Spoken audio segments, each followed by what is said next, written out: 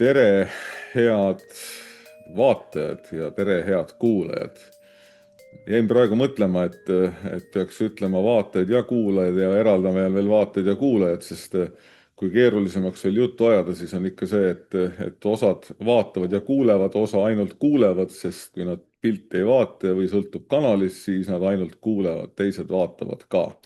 Aga igal juhul on kuu aega mööda saanud ja siin on jälle kolm meest teie nii-öelda siis kas kõrvades või kõrvades ja ekraanidel. Nendeks on siis õpetajad Toomas Nigola, Robert Punder ja Jaak Aus ja ikka heietame oma mõtteid usuelust. Enne kui edasi lähen, siis laseme teistel ka tere öelda. Tere Toomas ja tere Robert.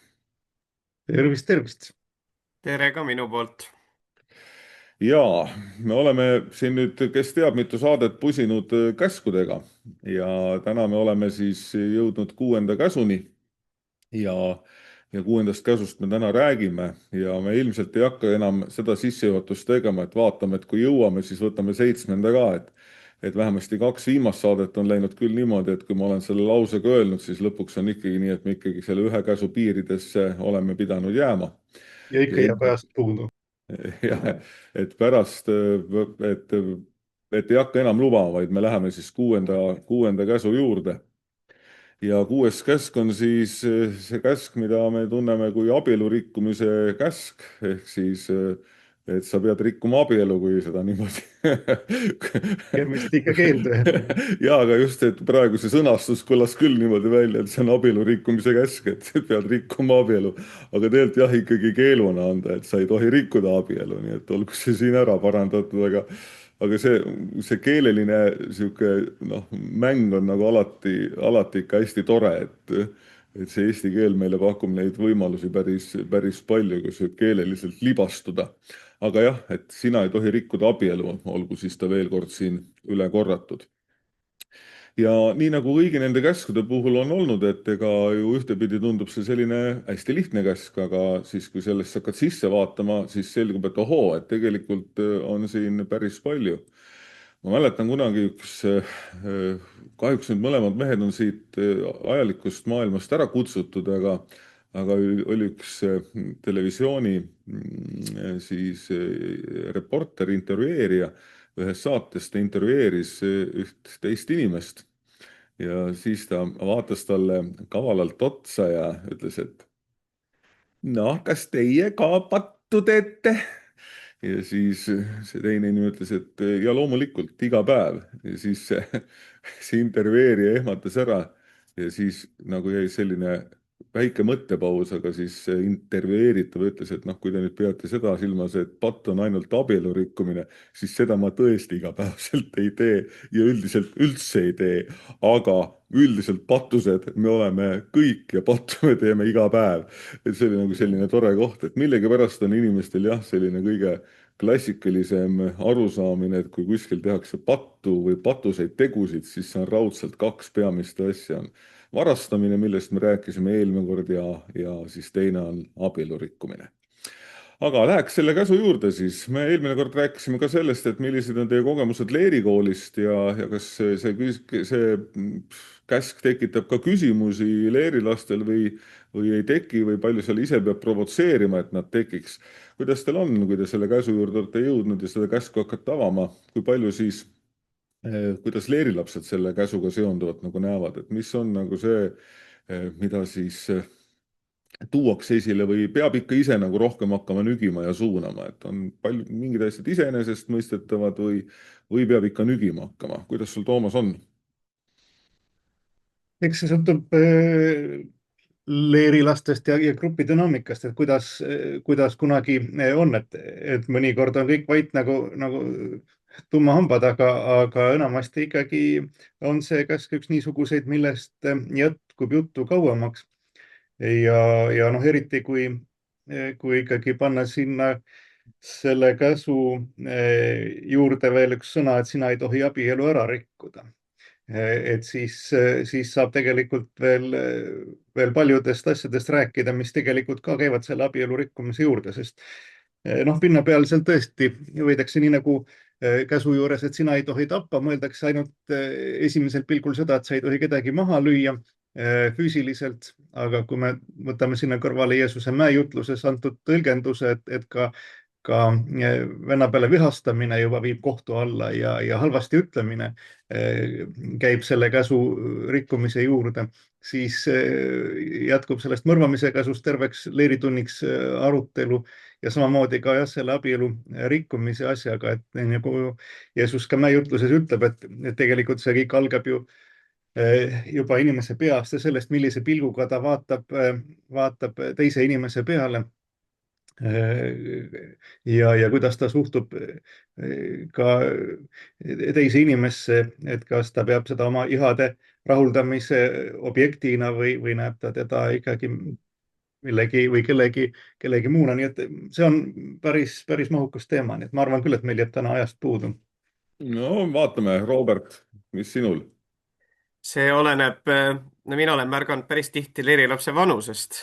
Et mulle tundub, et teatud eas ei ole see abielu rikkumine enam nii aktuaalne võib-olla kui natukene nooremas eas, et mulle tundub jah, see pool ka. Aga selle käsuga on juttu palju üldiselt, et see algab ju jutt sellest, et mis see abielu üldse on.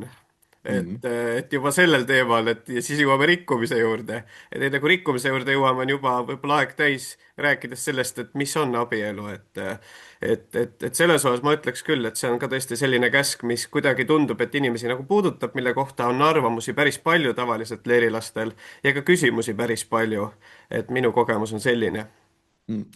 No selles mõttes Robert jõudis tegelikult selle minu järgmise mõttekäigu juurde ilusasti välja, et me tegelikult peakski võib-olla alustama sellest, et mis abielu üldse on. Ehk siis, et tegelikult see, mis siis see on, see, mida me siis rikume. Ja eriti veel tänases maailmas, kus ju sageli, ütleme, kooseluvormid on ju väga mitmekesised selles mõttes, et ma ei tea, kui palju teie olete seda tähele pannud, aga ikka iga aasta, kui ma siin laulatustallitusi toimetan, siis on kindlasti mõni selline paar, kes on juba 10-15 aastat elanud kooselus või ka 25 aastat eelmisest suvest mul meenub, et nad on elanud koos ja siis nüüd on otsustanud, nüüd me abiellume, eks ole, sellepärast, et tundub, et et nüüd läheb kõik nagu, et oleme õppinud tundma ja lapsed on ka juba päris suured ja tundub, et nüüd võiks nagu abielluda. Et mis hetkest see abielu nagu tegelikult üldse kehtima hakkab, et kas see on ainult selline kitsas piir, et nii nagu käid perekonnaseisuametis, eks ole, on sul vormistatud see paber või kiriku vaates siis, et on toimunud laulatus, et kui palju üleüldse me selle abielu mõiste mõttes saame öelda, et millal siis see abielu rikkumine hakkab, kas pärast seda, kui on vormistatud või on siin mingisuguseid teisi võimalusi? Sa, Robert, muutusid elavaks kuidagi või mulle tundus ainult? ma arvan, et sulle võib-olla tundus aga ja see on tegelikult teatud määral nagu keeruline küsimus ja ütleme, ajaloos on ka siin olnud natuke nagu erinevaid vastuseid, et mis hetkest on see abielu ja piibliaegadel oli ka ju, et kui lepiti abielus kokku, siis mees pidi minema kodu korda seadma ja oli mingi aeg, mille jooksul ta sai tulla naisele järgi. Ja siis, kui tuli järgi, siis olid pulmad. Et tänapäeval on natuke teistmoodi, et need järjekorrad on nagu kõik selles mõttes muutunud. Aga tõsi on ka see, et mis on ju väljakutse, et võib-olla see, mis on ka kristlikus mõttes abielu algus, on ju natuke muud võib-olla kui inimesed arvavad, heakene küll Eestis meil hetkel seadusega on siiski koos, et me Eestis ei tohi ju kirikuõpetaja laulatada ilma registreerimata või need on nagu seotud, millel on ka väga nagu mõistlikud põhjendused taga, et kui inimene on registreeritud ühe inimesega, aga laulatatud teise inimesega, siis see on probleem. Aga jah, nii et kristlikus mõttes muidugi on ikkagi see jah-sõna ju Jumala palge ees ja tunnistajate juuresolekul. Ja siis see, kui kirikuõpetaja paneb sõrmused sõrme käed kokku ja nii-öelda õnnistab seda abielu. Aga tõepoolest, et kui inimesed juba tulevad, on võib-olla mõni vabas abielus elanud juba pikka aastat, mõni võib-olla mitte, et need olukorrad on tõesti erinevad siin tänapäeva maailmas selles suhtes. Aga kas me saaksime siis äkki, Toomas, nii öelda, et võib-olla on ikkagi ka selle mõnes mõttes selline vastutuse võtmine või see tahe, kui väljendatakse juba, et me oleme nagu koos elama hakanud, ma ei tea, ükskõik, minnakse üksteise juurde elama või siis sünnib esimene laps, et noh, tegelikult ikkagi see probleem jääb, et noh, mõni võib teha teadlikult selle otsuse, et aga me ärme abiellugi igaks juhuks, et me muidu noh, mine tea, lähme lahku või tekib seal mingi kõrvalsuhe, siis on öelda, et ma pole abielu rikkunud, sest ma pole abielus. Et tegelikult ilmselt see juur ikkagi olemuslikult peaks ka nendes tingimustes, kus me täna oleme, kuskil mujal olema või mis sa, Toomas, arvad? no ma arvan muidugi, et abielu saab rikkuda juba ammu enne, kui hakatakse abielluma. Ja seda oma hoiakutega ja tegevustega, mis ka hiljem, kui abiellutakse, võib seda abielu ära rikkuda mitmel moel. Aga jah, eks see piiri tõmbamine on ju keeruline, selle üle on palju räägitud, aga üldiselt tõesti võiks ju öelda, et abielu kristlikus mõttes algab seal, kus kaks inimest, mees ja naine omal vabal tahtel annavad teineteisele tõotused jääda teineteisega, kuni surm neid lahutab ja teevad seda avalikult, nii et on siis ka ümberolijatel teada, et need kaks on nüüd nii-öelda eksklusiivselt teineteise päralt.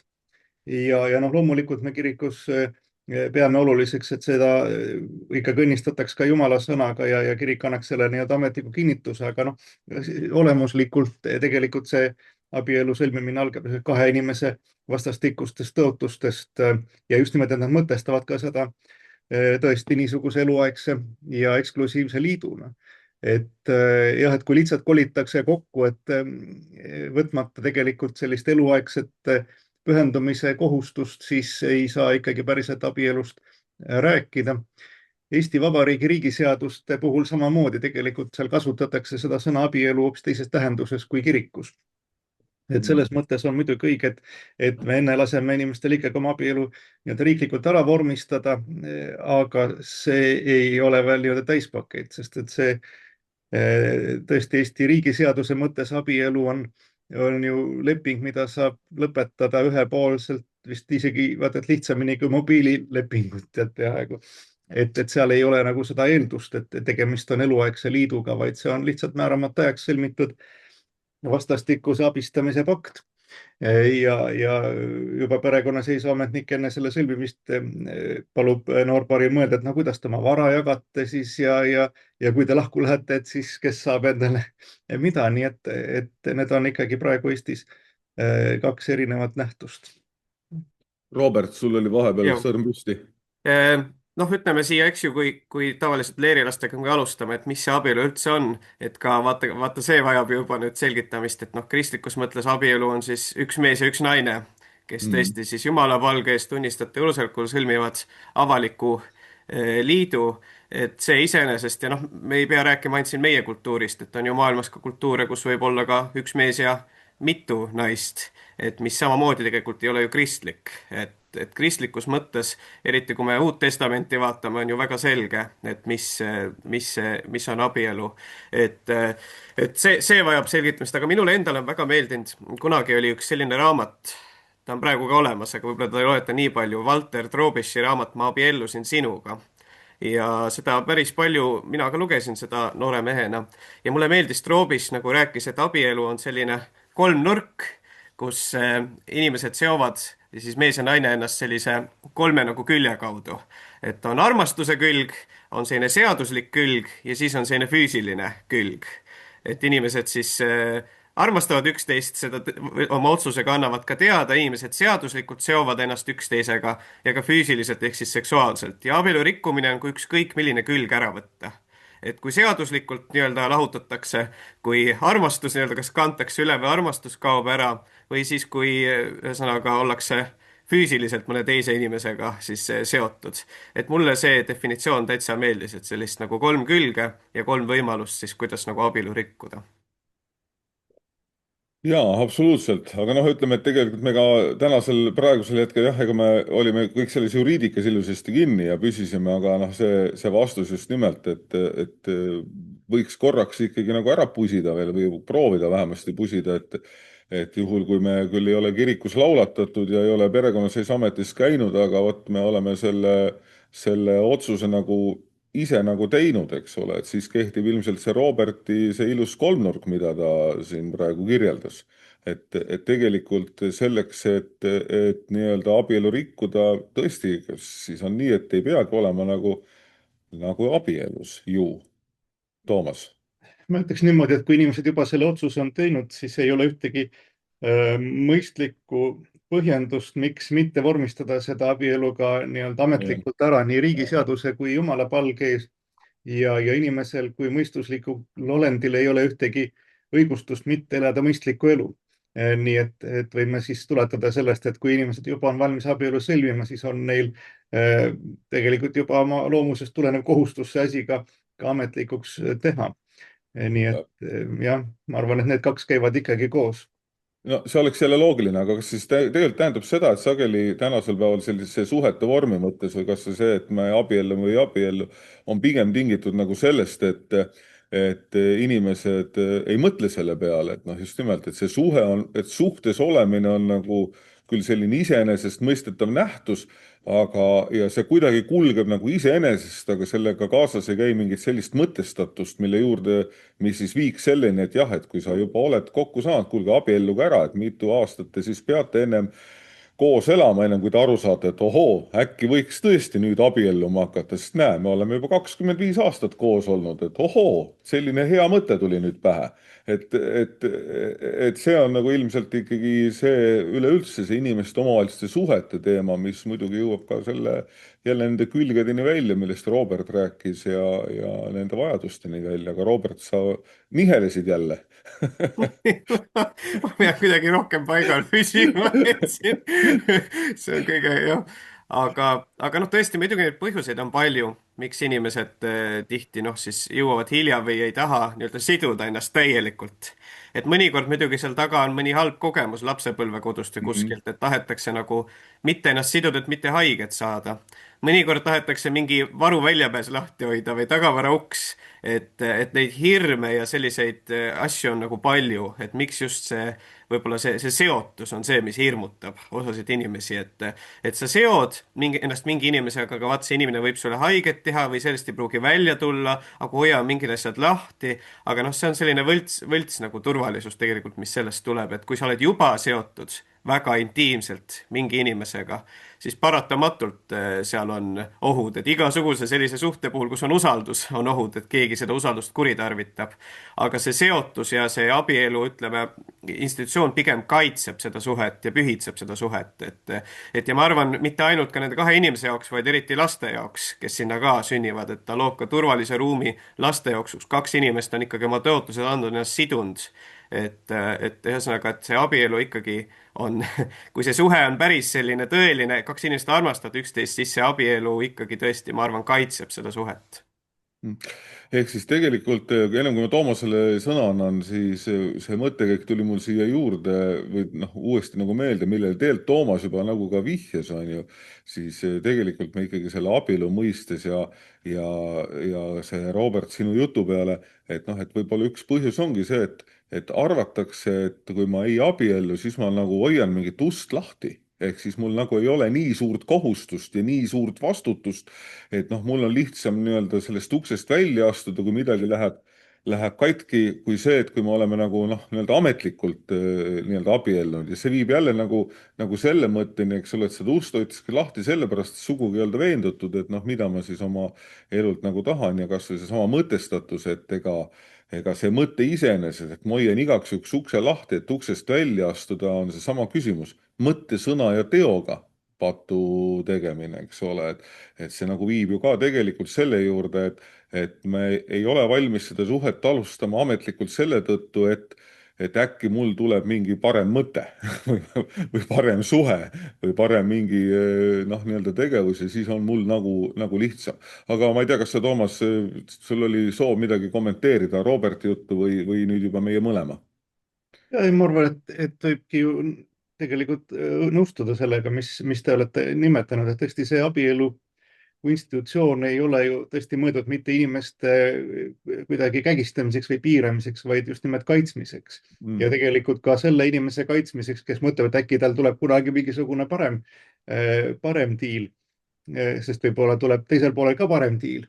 Ja kui sa oled ikkagi lasknud teise inimese endale niivõrd lähedale, nagu see abielus on, nii et nagu piibli sõnadega, et need kaks saavad üheks ja mitte lihtsalt nagu füüsilise läheduse mõttes, vaid noh, targemad inimesed kui mina ütlevad, et neid sõnu sealt võibki tõlkida niimoodi, et see on nagu üks uus olend, kes sünnib, eks ole, kui mees ja naine saavad üheks, et tekib selline tervik ja kui hakata seda lõhkuma, siis see on nagu inimese ihust mingit poole keha ära amputeerimine, et see paratamatult vigastab mõlemat mm, poolt.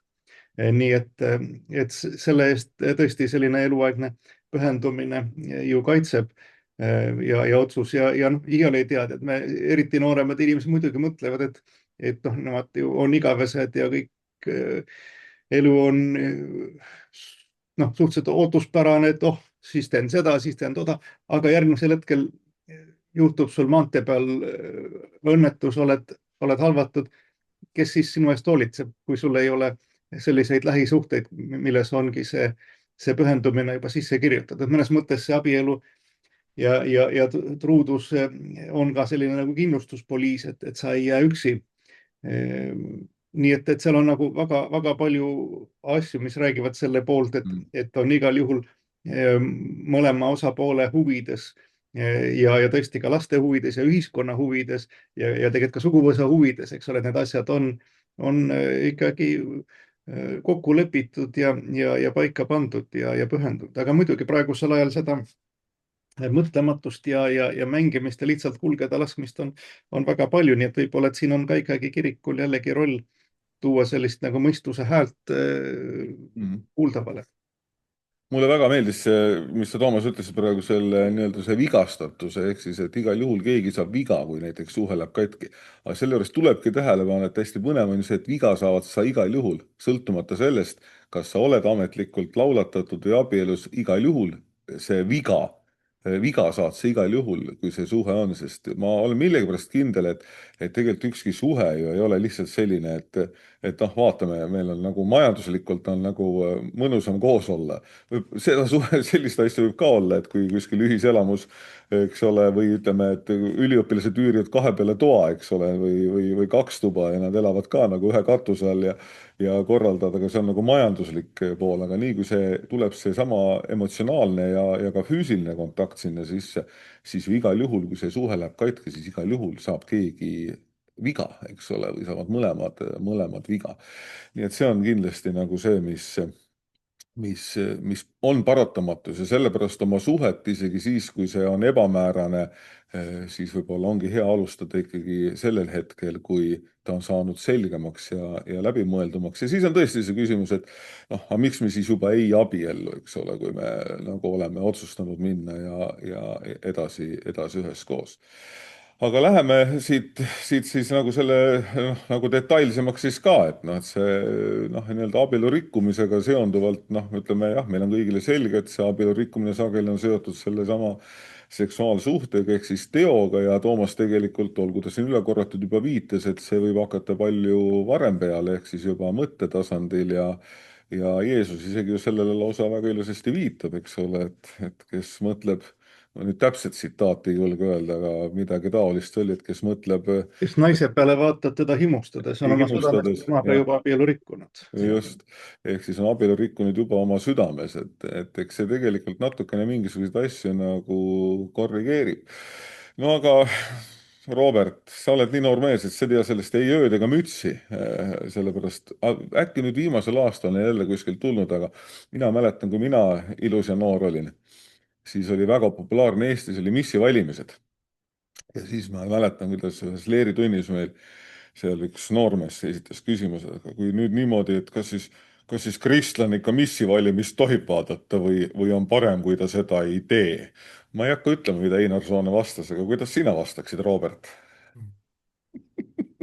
no oleneb, mis sa vaatad seal missivalimisel, et mis eesmärgiga sa vaatad, aga ma arvan, et kui sa tahad abielluda missiga, siis tasub küll vaadata, sellepärast et üldiselt naisterahvastel tähelepanu meeldib, et kui sa tahad seal mõne missikandidaadiga abielluda, siis sa pead ju vaatama, et mis sa siis teed. aga, aga no ühesõnaga mul endal tegelikult üks mõte, mis peas oli, et vahel mulle tundub muidugi, et kristlikus ringkonnas selle abieluga minnakse nagu teise äärmusesse. Või tähendab, et see kuidagi nagu niivõrd ära müstifitseeritakse ja see on püha liit, Jumala seatud liit. Aga no siis on täpselt see, et kuule, et kui sa ikka oma naisega oled abielus, et kuidas sa ma ei tea, tänaval läheb kena naisterahvas mööda, vaatad või kuidas, et minu käest on küsitud näiteks leerilapsed, kas kirikuõpetaja ka kunagi oma naisega tülitseb. Ja tegelikult mulle meeldis, et seda küsiti, aga teie raputate pead, jah, ma ei tea, kuidas teil on läinud sa oled niimoodi. nii noor. Ja ma olen nii noor, aga just, et see mõte, et kohati vaata ka mingid inimesed vaatavadki, et kristlastes, et see abielu on nii suur eesmärk ja nii keeruline ja nii püha asi, et mina kindlasti sinna ei küündi. No see on paljude valdkondadega niimoodi, aga see on ju tegelikult selline ikkagi igapäevane võitlus ja kasvamine. Nii et ja ka eksimine. Noh, lihtsalt, et peavad olema ka need piirid, aga ka abielus inimesed eksivad. Et lihtsalt, et eksimustel on erinev nagu tasand, et on suuremad ja väiksemad, aga et seal on paratamatult ka sellist nagu kasvamisruumi, nagu meil inimestel on kasvamisruumi, et me oleme patused inimesed. Et selles osas nagu, vahel on tõesti nii, et see kristlased, need tunduvad nii ideaalinimesed, et kes ümber mõtlevad, et mina küll ei saa ja ei jaksa selline olla. Aga ka siin on nagu tõesti ka abielus oleme me patused inimesed, kes me vajame pidevalt Jumala armu. Mm. Jah, ja ega selles, kui mu mälu mind ei peta, siis enam-vähem see vastus oli ka sellele leerilapsele õpetaja poolt see umbes sarnane, et kõik sõltub, et mis meelsusega seda vaatad, et kui sa vaatad, mis võistleb sellega, et noh, et sa enam ei suuda nagu kiusatustele vastu panna või sellega hakkama saada, siis parem ära vaata, aga kui sa vaatad seda kui võistlust, kus on palju imelist Jumala loomingut, siis miks mitte. Nii et see umbes selline see vastus oli. Aga selles mõttes ma olen ka Robertiga nõus, jah, et ega see on teinekord küll, et mina olen täitsa kogenud seda, kui öeldakse, ega teil ju mingit probleemi ei ole. Et huvitav küll, et miks see nagu nõnda on, et ikkagi võib-olla nüüd, kui me oleme üle 30 aasta abielus olnud, võib-olla on mingid asjad nii sisse tallatud ja me tunneme üksteist nii hästi, et me tegelikult teame, et mille pealt nagu põlema minna või mille pealt mitte, et nagu ütleme, et minu kogemus on, mida aasta edasi, seda rahulikum on, et seda vähem neid erimeelsusi mingites küsimustes on. Nii et aga tõesti see nii on. Tahad sa, Toomas, lisada siia midagi? Muidugi, alati. Oma kogemuse ka öelda, et õpetame noort meest. Ja siin on jah, jällegi mitmeid asju ja ma arvan, et me jõuame otsapidi natuke tagasi selle nagu mõistlikkuse juurde, mis tegelikult seostub jällegi selle abielu kui eluaegse liidu mõtestamiseni, et kui inimesed ikkagi teavad seda, et nad on nüüd eluks ajaks selle oma abikaasaga kokku liidetud, siis neil on ikkagi ka motivatsioon oma suhtega tegeleda.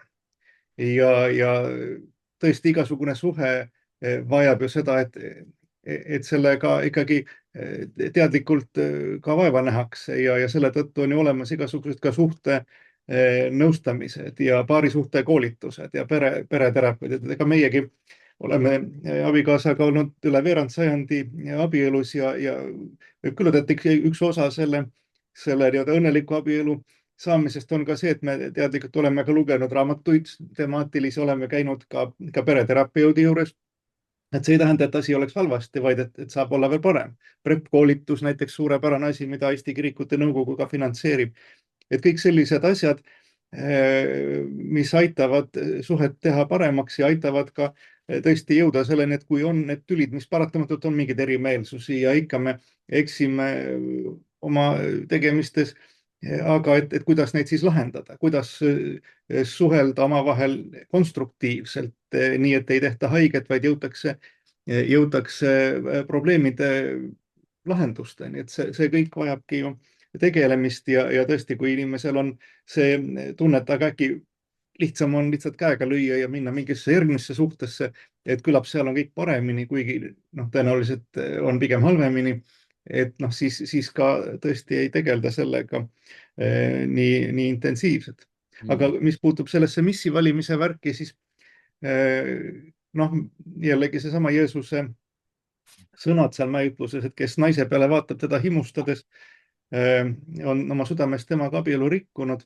Et esiteks muidugi Jeesus ei ütle seda, et kes võõra naise peale vaatab teda himustades, vaid ta ütleb üleüldse. Ja ma arvan, et see kehtib mehe puhul ka, et kui me teist inimest vaatame oma just nimelt sellise nagu himude objektina, mitte kui Jumala loodud olendina, kellega olla suhtes, vaid kui näeme teises inimeses oma vajaduste ja soovide rahuldajat, siis juba tegelikult on väga suur probleem.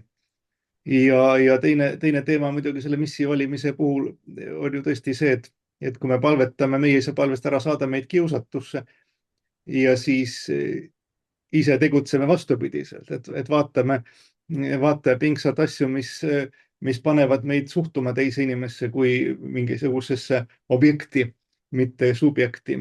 Ja ärritame oma himusid ja kogu see praeguse aja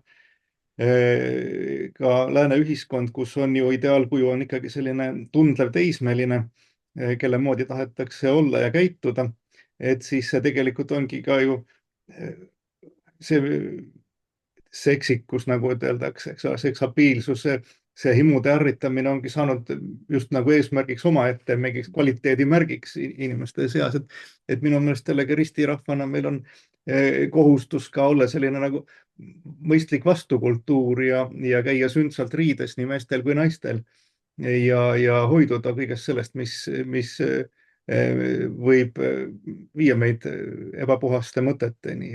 Et ma arvan jah, et siin on niisugune teatud vastukultuuri element päris omal kohal. Robert.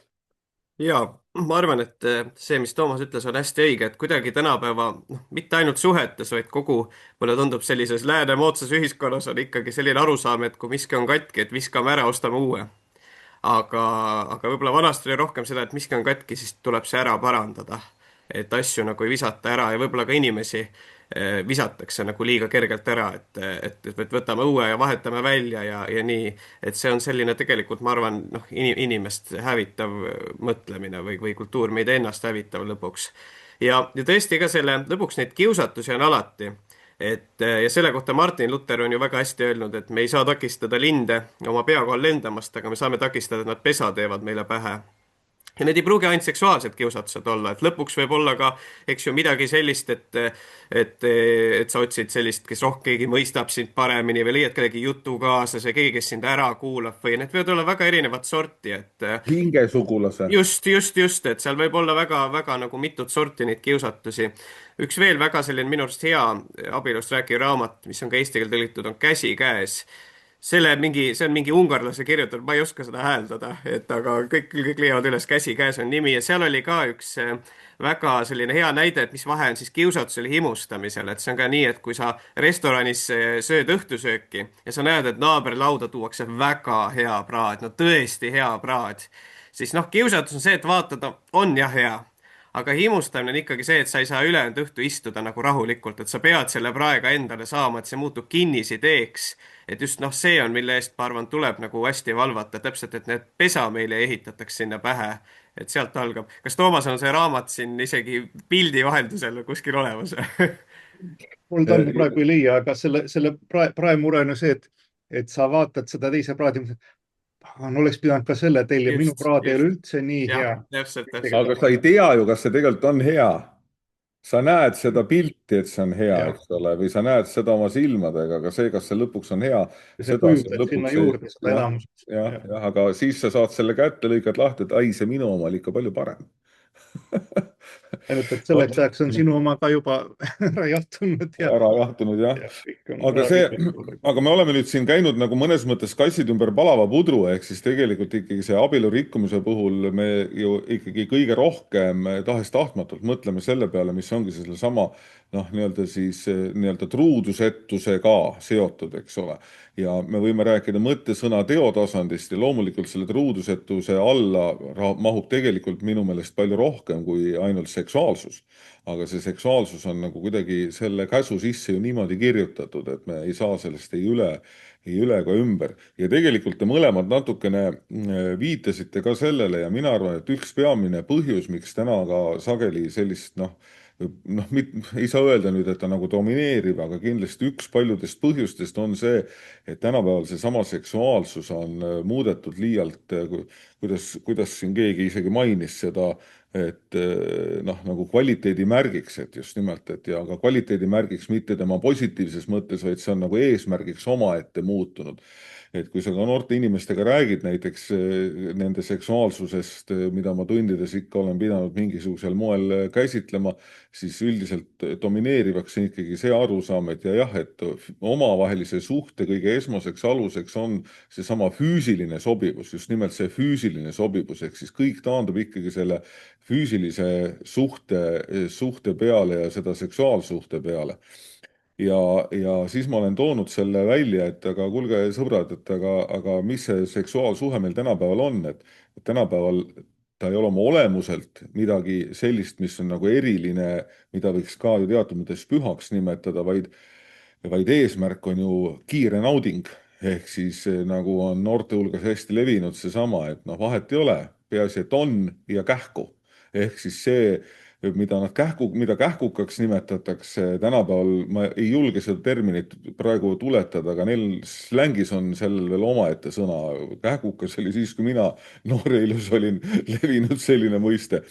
aga tänapäeval on selleks midagi muud, aga see seksuaalsus on nõnda domineerivaks muutunud, siis ma olen teinekord öelnud ka, et leerilastel toon selle näite, et vaadake, et selle truudusega ongi üks väga oluline aspekt, et te ajas ju muutute, et noh, minul näiteks on siin suur õllekõht tekkinud, noh, õlle jutumärkides loodetavasti aga noh, et kui su abikaasa on sulle sünnitanud ära hulk lapsi, eks ole, ja kõik muud sellised asjad, et siis ka füüsilises mõttes see inimene, kellega sa täna noh, nii-öelda abiellud, mõne aasta pärast ei ole enam seesama inimene selles tähenduses, et kui suurt rolli see seksuaalsus siis nüüd ikkagi nagu kanda saab ja sellepärast see Roberti see kolme seina mõte või kolme selle külje mõte mulle meeldis nagu väga hästi, et nad tegelikult ikkagi jäävad tervikuks nagu alati. või mis te minu mõttekäigu peale nüüd siis arvate? ma ei tea, kumb tahab arvata või ei taha kumbki, Robert tahab. ja mulle tuli tegelikult meelde kunagi üks selline väga ilus mõte, mille mulle ütles üks hea sõber, kes on Rooma katoliiklane ja ta tõi sellise nagu võrdluse, et ta oli seda kuulnud, üks preester oli öelnud, et nii nagu Rooma katoliku kirikus ju paljude altarite kohal on baldahiin ja baldahiin on ka ju abieluvoodi kohal. et siis seal kirikus nagu noh, pühitsetakse, ütleme, see abielu, aga samamoodi see, ütleme, see abieluvoodi on püha koht tegelikult, et vastupidi, et see noh, ütleme see kogu, ütleme, seksuaalvahekord, seksuaalsus, et see on mingiks selliseks noh, puhtalt vajaduspõhiseks või millekski selliseks nagu minu arvates tihti taandatud sellises moodsas mõtlemises või et mul on nälg, ma pean saama ja kui ma ei saa, ma suren nälga. aga tegelikult see ei ole päris võrreldav, et see ei ole niimoodi, aga just see kristlik mõtlemine, mis nagu ka pühitseb seda seksuaalsust, et see on tõesti äärmiselt ju intiimne akt, kus kaks inimest noh, saavad ka üheks väga, eks ju, nii vaimses kui ka otseses mõttes, et see pool minu arust, mis ei labasta seda, ütleme, seksuaalakti, vaid vastupidi pühitseb seda, et see on midagi minu arust väga ilusat kristluses ja noh, mis on täiesti, eks ju, kristluses olemas, sest vahel nagu ma olen ise kohanud seda sellistes vestlustes.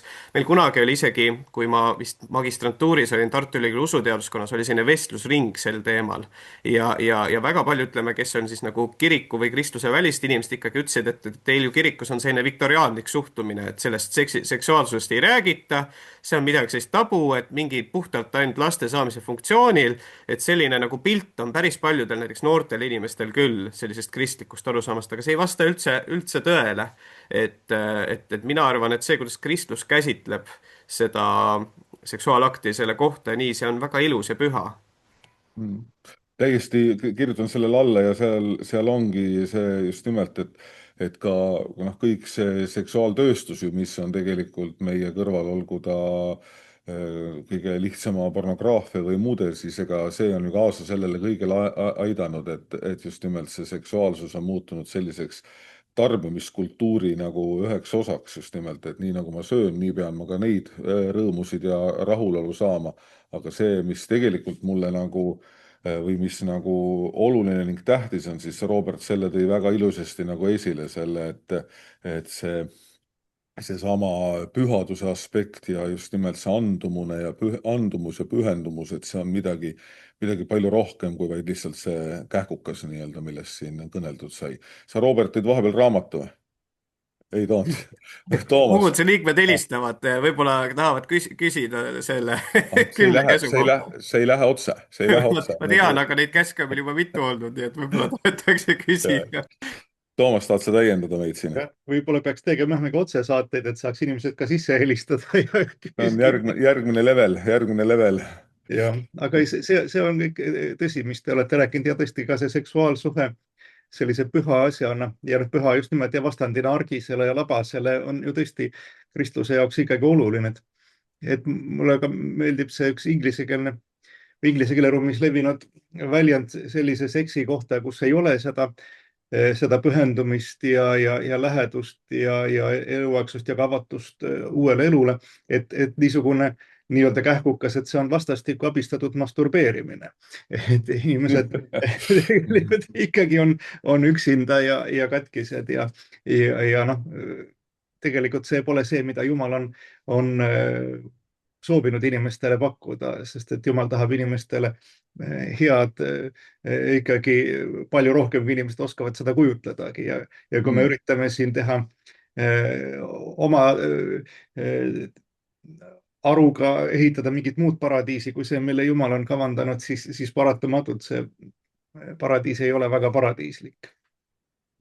Ehk siis tegelikult ikka me jõuame nagu selle juurde välja, et kui me räägime abielu sellisest tugevast vundamendist või alusest, eks ole, et kui me jätame kõrvale selle Jumala loometöö ja sellest tulenevalt see mees ja naine ja kõik see, siis tegelikult ikkagi abielu selliseks noh, ütleks selliseks suuremaks vundamendiks ikkagi on seesama mõtestatus, eks ole, et miks me kokku saame või miks me tahame koos olla ja miks on needsamad asjad, noh, kas või seesama armumine, sellest tulenevalt liblikad, nagu täna jälle öeldakse, mis inimestel tekivad, et noh, need on mõnes mõttes kõik nagu ühe terviku lahutamatud osad, mis peaksid inimesi viima selleni, et nad tõesti selle liidu sõlmivad, hakkavad koos elama, seovadki ennast nii-öelda oma elupäevade lõpuni ja on valmis sellesse ellu panustama just nimelt lahus kõigest sellest, mis sageli tänapäeva inimesel jällegi on keeruline aru saada ja ma pean selle all silmas siis seda, et noh, mina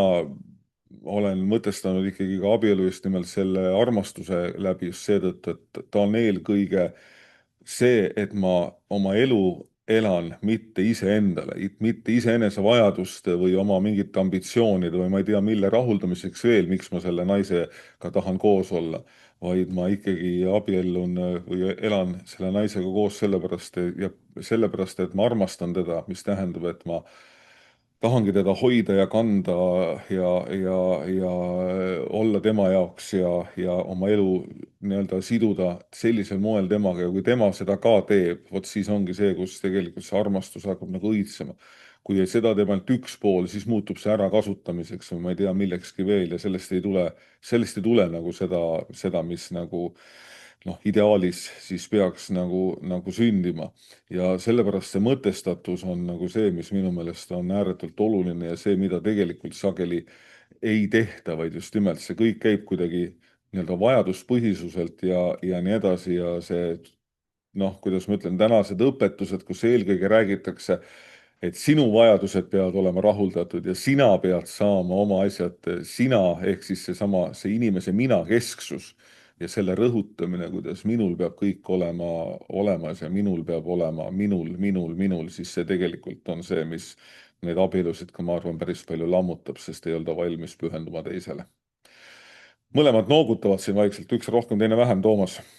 Jah, et siin tõesti ju haakub haakub ka tõesti see vaimulik aspekt, et nii nagu Paulus ju Efesuse kirjas 5. peatükis sellest kirjutab, eks, ja kui ta lahkab seda, et kuidas on need abikaasade vahelised kohustused ja suhted ja ta ütleb, et tegelikult see kõik räägib Kristusest ja kogudusest. Et selline pühenduv ja tõesti teise õnnelikuks tegemisele suunatud armastus peegeldab ja väljendab ju ka seda, milline on Jumala suhtumine oma rahvasse, eks ole, Kristuse suhtumine kirikusse, nii et sellepärast ju ka vanades kirikutes abieluga nimetataksegi sakramendiks, et selle kaudu ka me justkui jah, peegeldame Jumalat ja oleme osalised selles tema sellises ka kuningriigi töös.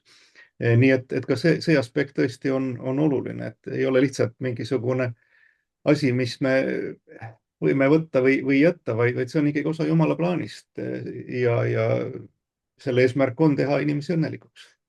Ja selle juures ongi siis see tegelikult hästi lihtne, ehk siis mida võib ju mõelda ka, et noh, miks ma ei riku abielu, sellepärast et ma ei taha teha haiget oma armsale. Iseendale ega mis mina saan ju, minul on ju suur rõõm, eks ole, aga ma ei taha teha ei taha teha nagu haiget teisele inimesele ja kui see teine inimene on ikkagi minu silme ees, siis tegelikult ma arvan, et see ka väga ei õnnestu, see rikkumine. Ehk Robert. jah, ja noh, mis muidugi ikka vahel kuuleme, et oi, et oli suur armastus, aga armastus sai otsa. Ja segan vahele sind, Robert, see on muideks, ma olen lugenud ühest perekonnaõpetuse õpikust sellist lauset, et armastus möödub hiljemalt 3. või 4. kooseluaastal, nii et see on täitsa kehtiv arusaam. See too ajukeemia, mis muutub ja nii, et see jah, aga just, et minule väga on meeldinud mõte, mille ma kunagi sain ka kaasa, et ka ju altari ees tegelikult ei küsita pruudi ja peigme käest, kas sa armastad teda, vaid küsitakse, kas sa tahad, et kas sa tahad võtta selle naise oma kristlikuks abikaasaks, kas sa tahad teda armastada. Et see tahe ikkagi, et see algab nagu tahtest, et tunded lõpuks tõesti muutuvad, üks päev on head tunded, teine päev pahad tunded, aga see tahe on nagu ka, millest ikkagi algab ju armastus, tahe, millele järgneb pühendumine.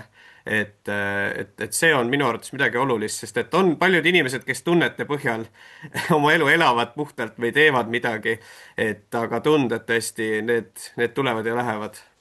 Selle juures on see, mul tuleb meelde, mina olen see, kes laseb noorparil endal lugeda abieluõetust. Ehk siis mina võtan sind ja tahan sind armastada ja austada. Ja mulle tegelikult, miks ma seda kunagi hakkasin praktiseerima, oli väga lihtne põhjus. Kunagi siin arutlesime selle üle, et kui see jah-sõna oli, eks ole, mis on sealt seesama, aga see jah on tänapäeval hästi kerge, sest ka juriidilises mõttes ju vanasti oli ka see, et leping oli kehtiv leping, kui oli ta suuliselt sõlmitud, et kui inimesed jah ei öelnud. Tänapäeval vist võlaõigusseaduse järgi teoreetiliselt peaks see ka kehtima, aga üldiselt on see, et kui paberit ei ole, siis pine tõesti ära, et see jah on nagu öeldud, eks ole. Aga siis tõotus on nagu natuke võib-olla kraad kangem, aga sellega käiski see sama mõttekäik, et kas sa tahad? Tahan. Ja siis, kui asi läheb untsule, ma tahtsin küll, aga ei tulnud välja. Siis mulle tundus, et see tõotus võib olla natuke toredam, aga see selleks. See oli selline vaherepliik. No nii, Toomas. Jah, et tõepoolest me jõuame ju jällegi tagasi selle mõistlikkuse juurde, mis on ikkagi kristluses ju ülimalt oluline ja mille kohta ju ka Püha Paulus ütlebki, et peab olema see mõistlik Jumala teenistus, see loogikale treia, eks ole, et kus ongi, et me ei tegutse mitte nagu arutud nagu selle ümbritseva maailma inimesed, kes lihtsalt reageerivad tunnetele, vaid meil on ikkagi nagu vastutus otsustada teadlikult ja oma see teadlik otsustamine ju rajada Jumala seadustele ja Jumala sõnale. Ja tõesti, mina räägin ka leerilastele seda vist peaaegu küll igal kursusel selle teema juures, et see on ju täiesti normaalne ja õige, et armumine läheb mööda. Sest et kuidas sa elad eluaeg, kui ei maga ja ei söö, ei taha teha tööd, kogu aeg on liblikad kõhus, hirmus. Aga selle asemele ühel hetkel tuleb hoopis teise kvaliteediga armastus, kui sa jääd ustavaks oma antud tõotustele, seesama, ma tahan sind armastada, austada ja hoida nii kaua, kui ma elan. Ja siis tõesti, nii nagu ka Jumala suhtes, ka usuelus on täiesti loomulik, et see esimene, see armumise faas läheb mööda, vahepeal ongi see hingepime öö, nagu Risti Johannes on kirjutanud, eks ole, ja selliseid hetki, kus tundub, et taevas vaikib, aga kui inimene jääb ustavaks oma usule, siis ühel hetkel taevad avanevad hoopis juba vägevamad ja samamoodi ka ju abielulises suhtes, et see kvaliteet, mis järgmise ringiga tuleb tagasi, on hoopis parem, kui see armumise faas oligi. jah, ja ma võin siin lohutuseks öelda, võib-olla ma olen erand, aga mina näiteks armun oma abikaasasse päris tihti, uuesti ja uuesti. Ja see just nimelt jah, et aga see ongi uus kvaliteet juba, eks ole, ja eks armumine on ju ka vahel mõni ütleb, et ma ei saa midagi teha, et armumine tuleb peale, siis läks eelmine suhe. Aga tegelikult armumine on, psühholoogid on seda ju ka uurinud ja veenvalt näidanud, et see on ikkagi inimese enda teha ka, kas ta armub või mitte, kui ta tahab, siis see on tehtav ja kui ta tahab, on välditav. no, te olete mõlemad ka perekonnaseisuametniku koolituse läbinud, eks ole, et Mina ei siis ole. sina ei ole? Põhimõtteliselt ei ole. Ei ole olnudki kunagi, sa ei ole käinud kunagi? Ei, sest täpselt sama okei. põhjusel, Jah. et ma ei taha ühelegi noorpallile rääkida, et kuidas tema vara peate jagama, just kui ta lahku läheb. Mina ei räägi, mina ütlen nii tuleb teha, aga võib-olla nüüd ametnikud võtavad mul selle õiguse kohe pärast seda lauset ära, kui nad seda saadet kuulavad, aga no las ta olla. Aga seal koolitusel mulle meenub, et me teame ju, et noh, et see avalduse esitamiseks peab olema see 1 kuu 1 päev, eks ole, aga see ei ole mitte kogu aeg kehtinud ja siis nad tõidki selle näite, et kunagi oligi see, et kui oli suur suvi ja inimesed käisid palju rannas ja nii edasi, siis olid meeletud südamete murdmumised ja kohe abielluti ja kohe kõik läks ja siis tuli sügis ja siis hakati lahutama, eks ole, et noh, see on nii nagu vist on seal, kus ta on Las Vegases on võimalik abielluda kohe, et siis üldiselt nagu me filmide vahendusel, mina tean siis vähemalt sageli need inimesed, kes on seal abiellunud, mõtlevad, kuidas selle nagu ära saaks lõpetada valutult, sellepärast et ei mõeldud, jah, ei mõeldud, mida tehti ja sellepärast see mõtlemisaeg sinna vahele pandi, nii nagu muideks riiklikus mõttes abielu lahutusega, et sa tegelikult ei saa lahutada noh niimoodi, et ma täna läksin ja kohe antakse, vaid jäetakse ikkagi see järelmõtlemise aeg ja seda just selleks, et need emotsioonid ehk siis need esmased tunded ja tundepuhangud võiksid mööda minna, et siis inimesed mõtleksid ikka järgi, mis nad teevad. No nii, Robert. Ja minule muidugi, ma olen nüüd, ma ei tea, kuidas teil on sattunud, aga viimaste aasta jooksul päris mitmel katoliiklikul laulatusel ka käinud ja mis mulle seal meeldib, et seal on kuidagi niimoodi, et juba talituse sees on selline ka palve või nagu õnnistuse palumine tulevastele lastele. Et see avatus uuele elule, mis ma arvan ikkagi on ka kristliku abielu juurde nagu kuulub ja mis ei ole ilmselgelt mõistetav, eks ju, võib-olla tänapäeval igas mõttes, aga et üks abielu ikkagi eesmärk on ka see avatus uuele elule, et abielu on ju nagu väike kogudus kus me kristlastena kõik kasvame, perekond kui selline, jah. Ja me tahame, et see oleks suurem. Just, ei absoluutselt ja eks seal on mõningaid selliseid nüansse veel, mis mulle võib-olla noh, eks maimulikud saavad seda ise väga palju ise suunata, aga kas see sama enne abiellu, noh, mis on pihil käimine ja siis armulaval käimine ja noh, seda ma olen ka siin noh, ütleme, ma viimastel aastatel ei ole seda teinud, aga kunagi ma korraldasin ka Kaarli koguduses sellist asja nagu abielukool, siis seal ma ikkagi päris palju pühendasin aega ka just nimelt sellele, et noh, et ükskõik, mis teie senine eluga olnud ei oleks, et siis kõik luukered, mis teil seal kuskil kapis on, et tooge need välja, et siis sellel hetkel, kui te ikkagi abiellute, et siis te olete teadlikud ja pärast ei oleks need mingid komistuseks teile selles abielus. Noh, muidugi nad võivad teistpidi ka kujuneda, see teadlikkus võib ka kellelgi noh, nii-öelda viia selline, et ühel peal ma ikka tuletan seda meelde, aga siis selle juures ma olen ka alati rääkinud seda, et vaadake, et see on nii nagu on on pihil käimisega, et kui sa oled pihil käinud ja kõik need vajalikud asjad teinud ja selle armukuulutusest osa saanud, siis seda ei tuletata enam meelde, et ei ole tasu nagu karta, et keegi jälle, äkki jumal tuletab mulle ühel päeval jälle meelde seda, mida ma 30 aastat tagasi tegin ja mis mul ikkagi nagu kuskil nii-öelda kripeldab, eks ole, et siis järelikult on midagi jäänud tegemata ka selle patu juures. No nii, Toomas, tahad sa midagi lisada, et tundub, et meie aeg hakkab vaikselt ka sinnamaale jõudma, et me hakkame oma juttu täna kokku tõmbama, aga Toomas, ole hea. ja ma tahan öelda, et minu sõnad osutusid prohvetlikeks, et meil jääb ikkagi ajast puudu, aga kuna Pereraadios on see saateaeg piiritletud, siis peame kuhugi vahele tõmbama ja eks siis, kes tahab rohkem teada, siis tulgu Tallinna Kaarlisse või Põlva Maarjasse või Pärnu Elisabethi ja küsige ja siis me räägime teile edasi. Nii, Robert. aamen. Aamen. Jaa, võib-olla nüüd mõni inimene pettub, et noh, näed, nad ei rääkinud nendest ja nendest nüanssidest ja nendest detailidest ja võib-olla jäi veel rääkimata tõesti veel mingisugustest sellistest teemadest, mis on seotud, olgu ta siis füüsilise kontaktiga, mis iganes, ja me ei rääkinud ka abielu lahutamisest, et kas üldse kirikusse kõne alla tuleb või ei tule ja nii edasi, et kuidas sellele peaks suhtuma ja vaatama.